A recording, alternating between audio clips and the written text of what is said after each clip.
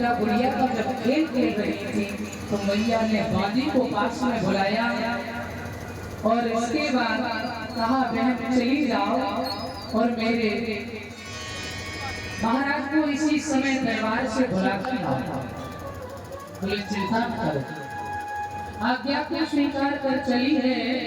और ऐसा ही नहीं, ये 101 रुपए सुनील यादव प्रशांत यादव ये लोग सम्मान कर रहे हैं। सदा सल में जीवन रहे, सदा आगे बढ़े, भगवान से मेरी कामना है।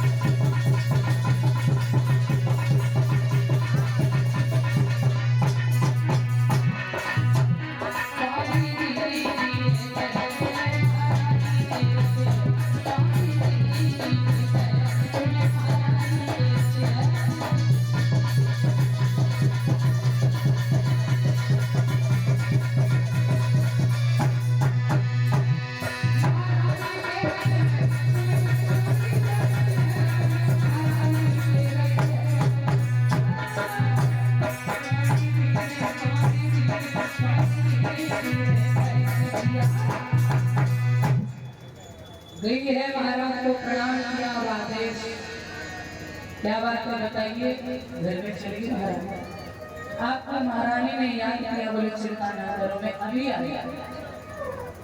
भैया ने सुंदर आसन सजाया, राजा जैसे महल में प्रवेश किए, पति का सत्कार किया, वंदन किया, चरण वंदन किए, अपने परमेश्वर को बिठाया और कहने लगे महाराज मैं एक बात कहना चाहती हूँ, बताइए। हमारी बेटी विवाह योग्य है, कुछ सुंदर सा वर देखो। महाराज विष्णु ने कहा बस इतनी सी बात के लिए तुम परेशान हो गए, चिंता न करो, आज ही इस बात के बारे में हम विचार करेंगे। और राजा अपनी कचहरी में गए और जाकर सभा में बीड़ा डाल दिया। सभा के लोगों, जी महाराज आप सबको ये पता होगा कि हमारी बेटी रुक्मिणी कितनी सुंदर है। हाँ जी महाराज पता है। अब आप सबको ये बताना है कि हमारी बेटी के योग्य वर कौन सा है। देखो एक बता रहा है, दूसरा बुराई, तीसरा बताए, चौथा बुराई। सुबह से शाम हो गई, डिस्कस नहीं हो रहा है, कहाँ विवाह हो। छोटे पुत्र ने कही पिताजी यदि मेरी बहन का विवाह द्वारिकाधीश श्री कृष्ण के साथ में हो जाए तो। बोले तब तो बहुत सुंदर, सोने में स्वागत। परंतु बड़ा बेटा रुकुम सामने आया, उसने कहा पिताश्री। राम राम। हाँ राम राम, कहिए क्या बात तो ये है कि आज के पहले हमने अपनी भीड़ भाड़ कभी नहीं देखी। क्या क्या बात, किसी से झगड़ा हो गया? किसी से झगड़ा हो गया कि किसी का किसी ने पड़ा खोल लिया, क्या चोरी हो गई, क्या हुआ ये अभी देखा ही नहीं, ये भीड़ भाड़ क्यों है?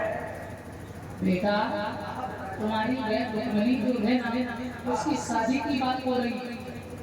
शादी की बात हो रही है तो आप इन्होंने तो कुछ भी नहीं बता पाया, आपके छोटे भाई ने बताया कृष्ण के साथ। किसने के साथ? हाँ हाँ ठीक है, क्या कह रहे हो, क्या कह रहे हो? क्यों बोल बोल बोल बोल किसने के साथ शादी करोगे? अरे कृष्ण ही देख तो मिलता है, हमारी मेरे रुक्मिणी किसी राजा के साथ में शादी करी जाएगी तो रानी महारानी बोली जाएगी, वो तो ग्वाला है, ग्वाला के साथ में शादी करेंगे तो ग्वाल की बजेगी। हाँ तो हम चक्कर में करेंगे, बोलो ये बता सब। अच्छा तो ये बताओ तुम्हारी नजर में कोई है? अब बताए, अच्छा अब बताए, बताओ तुम्हारी नजर में कौन है? हमारी नजर में बहुत ही भोला वाला है, बहुत ही पैसे वाला है, चलने में बहुत ही मतवाला है, बहुत ही रूप वाला है, चंदेरी का रहने वाला है, बिल्कुल तो बहुत मिला रहा है। और रिश्ते में साला है, क्या? अपना ही साला है, होश में है कि नहीं? बिल्कुल होश में है। तेरे मुंह में कीड़े पड़ गए, ये बात कहने से पहले तू मर नहीं गया रे? कीड़े कभी नहीं पड़ेंगे, अपन 4 लोग मंजिल लगा रहे हैं। क्या रे? अपनी बहन का विवाह और उसके साथ करेगा? बिल्कुल, ये जीत जी नहीं हो सकता है। और हम ये जी नहीं होने देंगे, मेरी बहन की शादी उस कन्हैया के साथ में बिल्कुल नहीं होगी। एक बार पहले कान खोल के रुक्मिणी की शादी होगी तो द्वारकाधीश की शादी होगी।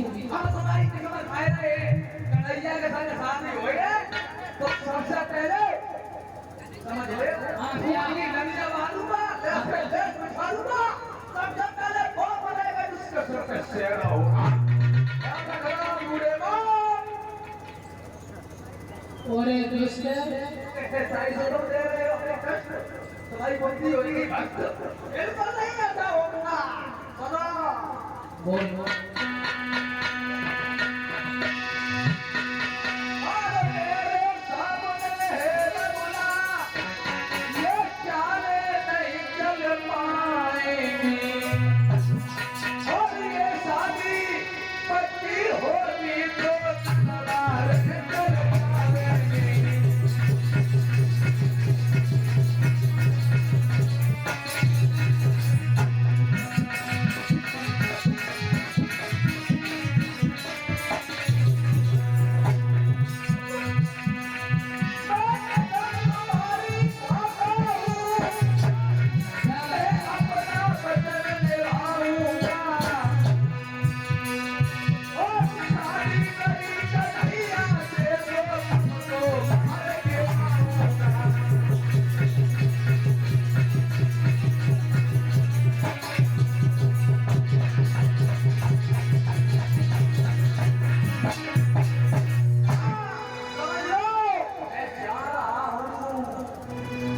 मेरे बलुआ ध्यान रखना, कहते हैं जब पिता का जूता और बेटा का एक हो जाए, जब पिता का जूता बच्चे के बनने लग जाए तो उसके बाद पिता को बेटा से मित्र का व्यवहार करना चाहिए।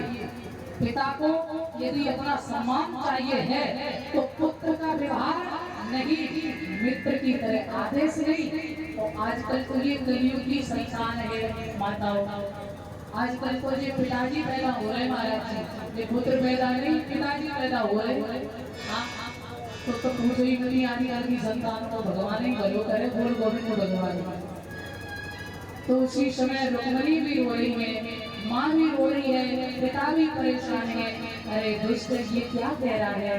तो रुक्मिणी बोली श्याम मैं मर जाऊंगी तुम्हारे बिना।